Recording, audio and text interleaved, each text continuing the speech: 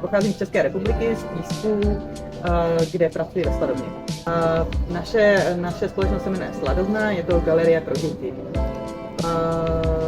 Vlastně budova, ve které se naše galerie nachází, byla původně sladovnou, kde se sušil slad na výrobu piva.